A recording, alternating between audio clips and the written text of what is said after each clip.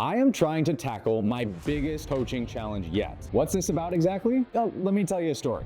This is me at 26 years old. All right, hey guys, Shane Farmer here with I had just begun my coaching career 2 years earlier. I was a competitive CrossFitter. I taught my very first seminar in Switzerland. Shortly after that seminar, I was called up to the big leagues by Concept 2 to teach their beginner's seminar. From there, I taught in Oregon, Pennsylvania, New York, Colorado, Spain, Norway, Sweden, Denmark, South Africa, and even China. The one thing I realized is this. There are more than 3 million rowing machines out there in the world, and who knows how many more people using them. I was never going to be able to coach hundreds of thousands of people by putting on seminars. The only way I was going to be able to make that happen was by making videos. So today, I want to see just how many beginners I can teach with just one video. The goal? Put only as much info in this video as possible to teach as many humans as I possibly can. So how will I know when I've accomplished that? 1 million views on this video. That is the gold standard that I'm setting for myself. So to do that, we're going to need the help of my trusty rower, Betty.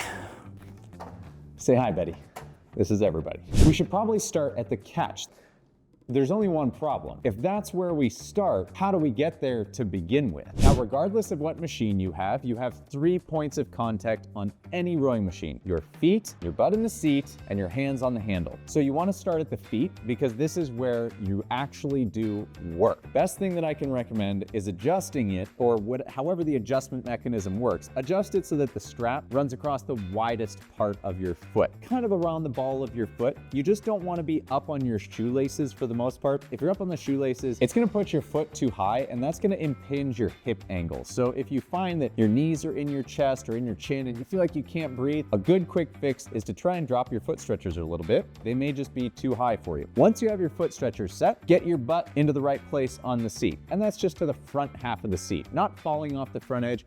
But you don't want to be sitting on the back half, because when you go to extend your legs, the front edge of that seat will dig into your hamstrings. That'll get uncomfortable really quickly. Finally, the handle. When it comes to the handle, you just want your hands to be nice and wide on the handle. You don't want those hands coming in, and here's why. This isn't a strong position. T-Rex arms, not a great position of power. Great for eating other dinosaurs, terrible for rowing. So you want your hands nice and wide on the handle, and then you're gonna let that handle sit in your fingers, not in your palm. If the handle is in the palm of your hand, you are gripping too tight. To fix that, you're going to think about what I call closing the circuit between your thumb and your forefinger. You do not want to overlap that circuit. That will cause you to fist and grab, as opposed to hang. We are hanging from fingers in the rowing stroke, not grabbing with the fist. Okay, so we've got our starting position set up, which is great, but now we have an even bigger problem ahead of us.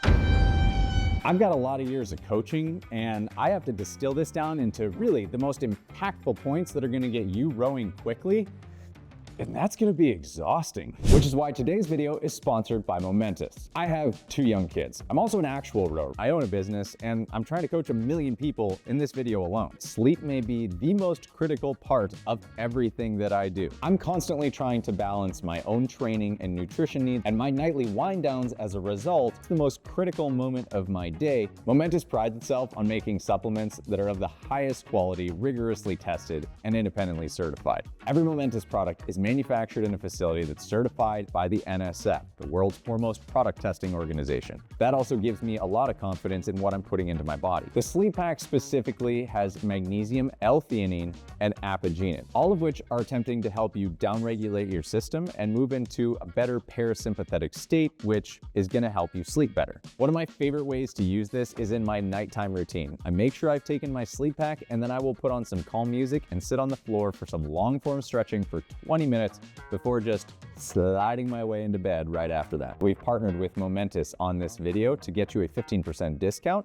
So make sure you use code DARKHORSE15 so that you can check out their products for yourself. Okay, we started with the setup, but now let's get into the meat and potatoes, the real important stuff that's gonna get you rowing quickly and efficiently. There are 2 basic positions to understand to get started, and that's the front and the back end of the stroke. Those are called the catch and the release. Those 2 ends, the front and the back, are pass-through positions. They are the transitions that get us into the actual work or relaxation phases of the stroke. So here we go. The catch position. The best and the fastest way to do this is we set up a checklist for your body. So to do that, you're gonna make sure the hands are nice and wide. From here, we're going to extend the elbows, reach the shoulders, make sure the shoulder reaches, it's not drawn back, and then we're gonna drop the shoulders down so that our lat, this big meaty tri-tip of a muscle, is engaged and it's gonna let me hang. Then head and neck relax. My spine is neutral, not overextended, but also not rounded. A good way to help with that is to make sure that you almost pull your butt cheeks behind you when you start, and that's gonna tilt your pelvis. Tilting the pelvis is really important to helping you maintain a neutral spine, but also getting into good position. Then I'm going to make sure that my hips are behind my shoulders, or my shoulders are in front of my hips. That puts my body at a forward angle of 1 o'clock. At that 1 o'clock position, I am now going to make sure that my knees are tracking underneath my arms, not caving in. And this is because we need to make sure that these knees are in a tight position when we get to the catch. And the catch should not be loose and relaxed. If you feel comfortable there, you're probably doing it wrong. So, knees tracking underneath the arms. To start, and just for the learning phase right now, we're gonna make sure that the heels stay down. They'll come up eventually, but we need to do it with intention. So we're gonna keep the heels down for learning purposes. From here, we compress the system and make it nice and tight, all right? From this tension position, we've established the catch. The drill you're gonna use to learn this perfect catch position is just holding this position for 2 minutes flat. Set a timer, don't let yourself out on this one. 2 minutes sitting here, it gets uncomfortable quickly. All the muscles in your back are working. You're gonna feel the muscles on the front of your shin working, maybe your calf, your gastroc, your Achilles, maybe your hamstrings, your quads. You feel it everywhere. The reason we need to do that is because the catch, again, should be like a wound spring. If it's tight, good. If it feels relaxed and you could sit there forever, wrong. Now with that position being found, we go to the release position, the back side of the stroke. Remember, they're pass-through positions, so you'll never actually sit in the catch ever inside of the stroke. But we do it as a drill because you need to learn what that position is like. And considering it sets us up, or it tees us up for a good actual work phase, we gotta spend time drilling it. Next up, the release, or the finish as it's called. The release is what we actually do. We're letting that handle come into the body and then we're just releasing the handle again. And that's the important part, is that that handle comes in and immediately begins moving away. So those two positions, that is your first major point. Learn those. Catch position, release position. From there, we can move on to where we do the work. All right, you've established the basic setup position. Then you've learned catch and release, the front and the back, or the pass-through positions of the stroke. Now it's time to get on to where does the work happen? That is inside of the drive and the recovery. So let's talk about the drive. The drive begins where the catch picks up. It's that tension position. I'm a loaded spring. I have potential energy. I got to turn that into kinetic energy. So I do that in very specific sequence. From the catch, it looks like this. Notice, it's a push of the legs. Nothing happened from the shoulders or from the head.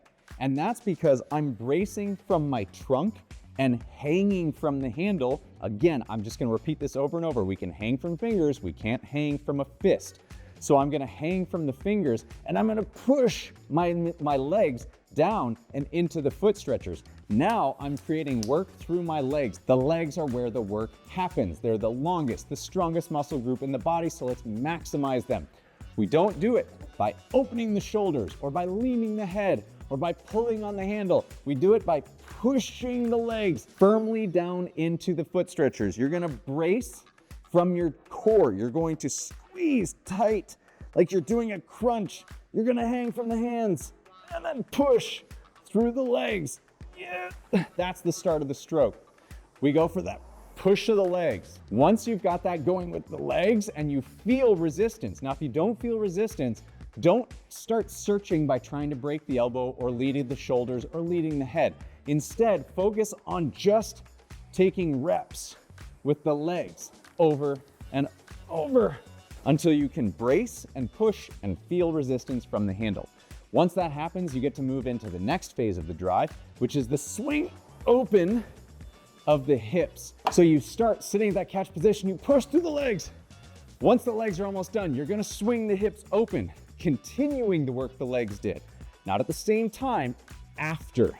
Then once the body is swung open, now you snap the handle into the body. And remember, we don't smash, we don't pause.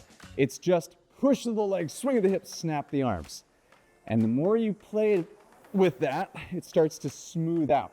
Push the legs, swing the hips, snap the arms. The recovery is the exact opposite of what the drive was, meaning all power is off and we move in reverse order. We release the handle. So we release the handle with the arms. Notice my legs are still straight, my trunk hasn't moved. And that's because the first thing to start moving forward are the arms. And it's not until those arms release, because remember, mirror image of the drive, the next thing is to rock my hips, legs still haven't bent. And here's where the recovery is so impactful, is that when I move the arms away, and then I close the hips, and then I bend the knees, that takes time. And it should take time. It should take time. It should take time. It should take time. Because on the recovery, that slide forward, you cannot do work to the machine.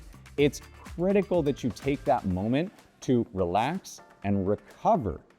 And when you recover, what you've just done is created what's called ratio. What you need to be able to do is learn how to push and work when it's important, and then relax when it's not, and then push and work and relax.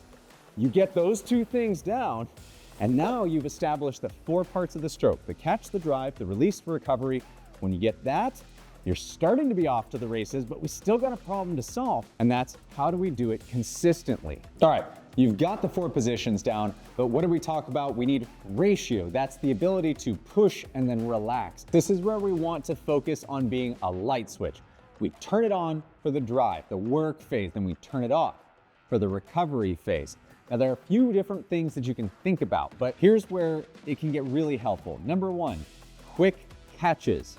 As soon as you get to the catch position, you want to be quick in changing directions. I'm just changing directions quickly. That's going to do one of 2 things. It's going to make sure that I catch up to the speed of the flywheel so that there's resistance there for the legs so that I can hang off of the handle. That's critical. And that twitch, the ability to move quickly, comes from the legs. It's that quick push of the legs.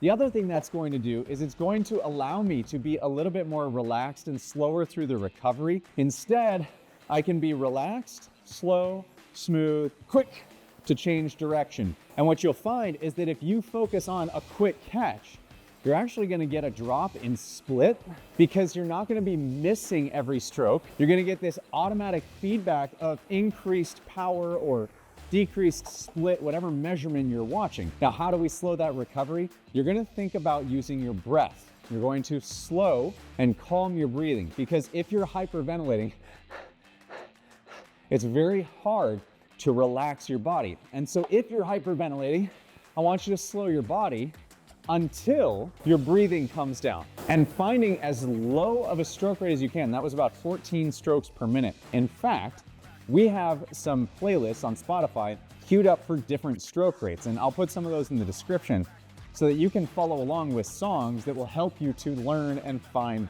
stroke rate. Because when you can have a quick catch and a slow recovery, it's gonna start to give you that, all right, how do I get explosive? Maybe have it be 1 second on the drive or a little bit less, and then 3 or 4 seconds on the recovery. And so now when you, in the future, when you lift stroke rate, you'll do it, but you'll still understand how do you pick up that quick catch and apply a strong drive. Now stroke rate will work for you rather than fighting you. Okay, the final point that I want to help you get across, and one of the more impactful things you'll learn as a beginner, is how to hang from the handle. You can hang from fingers, you can't hang from a fist. And this is a really great way to practice that. But for this, we're going to use a little band assist. So it's helpful if you can get your hands on a band. Really, any weight will be fine for you, but I would say the heavier the better. I'm using a purple band, but if you've got something thicker, that can be fine too.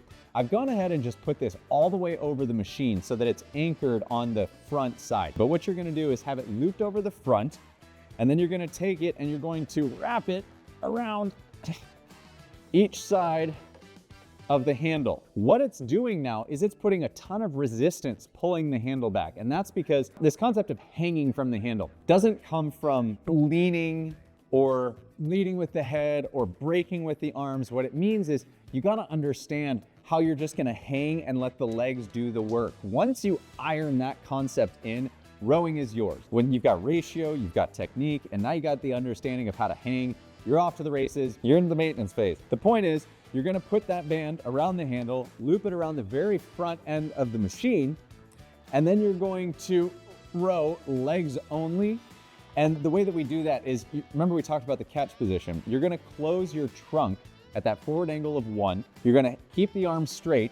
I want you to bring your shoulders down, and then I want you to brace. So you're like hanging from kind of this front rectangle that you've got, that you're gonna be, if you were here, it'd be a rectangle. I want you bracing from here rather than trying to brace back here on the back side of your body.